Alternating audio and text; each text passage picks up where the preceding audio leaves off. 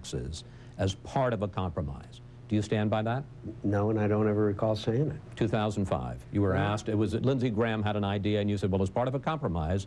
Oh, well, I mean, as part of a compromise, I could, if you come up with a benefit, I can accept almost anything, but it's got to be part of a compromise. Am I for raising anybody's taxes? No, I am not. I am unalterably opposed to doing so. But we have to save it, and we have to come together the way that Tip O'Neill and Ronald Reagan did. I will not support any specific remedy, no matter what I said in 2005, and I believe you're taking that quote out of context because I never said it before. We'll take a look. All right, we'll be glad to take a look. But the fact is that we have to sit down together and make choices. And I don't think, and I want to right now tell you, I will not support a tax increase.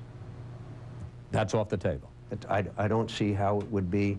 It's off the table, certainly now. You have an 82% lifetime rating from the American Conservative Union. And yet, one of the things that always surprises me whenever we have you on is I get email from conservatives who say you're a rhino. You know what that means? Sure. Republican in name only. Sure. So let's talk about some of the conservative gripes. First of all, immigration. Last year, you sponsored a bill with Ted Kennedy that included a guest worker program and a path to earn citizenship. Do you still support McCain-Kennedy? I support many of the concepts in it. It didn't pass. The legislation didn't pass, so we've been sitting down doing intensive negotiations with the president, with other conservative Republicans, and Senator Kennedy to come up with something that will. I think that it certainly is going to be a comprehensive proposal, and it certainly will be border enforcement as the first and foremost priority. Border enforcement before the other parts of the package? Not before, but certainly there has to be the assurance that all necessary measures are being taken in order to secure our border. Americans deserve that. Americans deserve border security, and we can't ignore that aspect of it, and our borders are broken. I think we all know that. Another beef the conservatives have with you, I don't have to tell you, is McCain-Feingold campaign finance reform. They say it's an assault on free speech, especially by conservative advocates.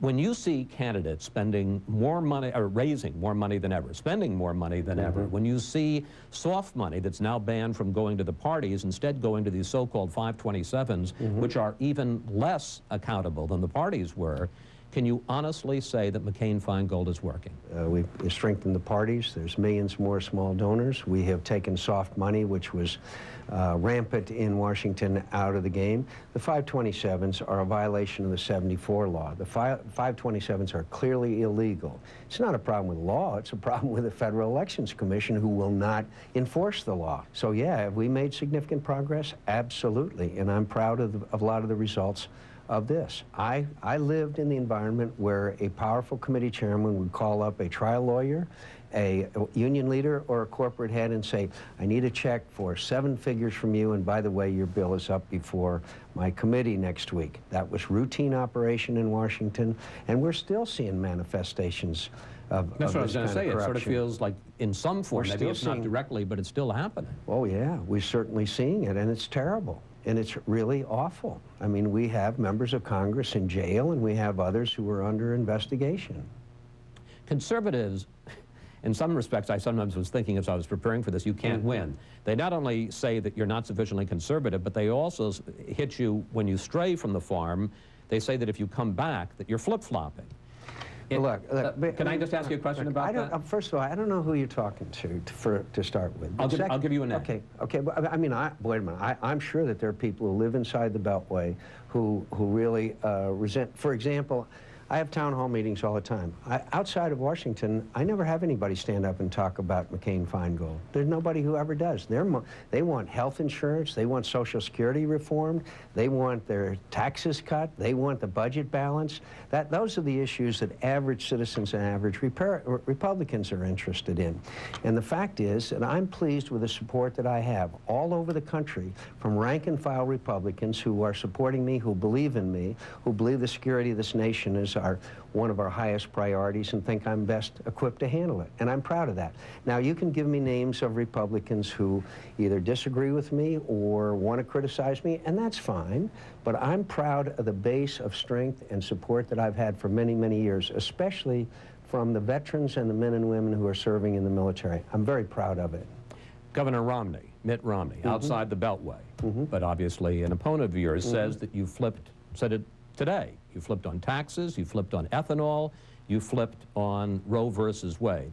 First of all, how do you feel about being called a flip-flopper by Mitt Romney? Well, look, I'm not going to respond to that. I'm simply not going to respond to it. I'm not into that now, and I won't respond to it. My record is very clear. It's very consistent. It's very conservative. If you look at the National Taxpayers Union, Citizens Against Government Waste, and other organizations that grade these things, I'm very proud of my record.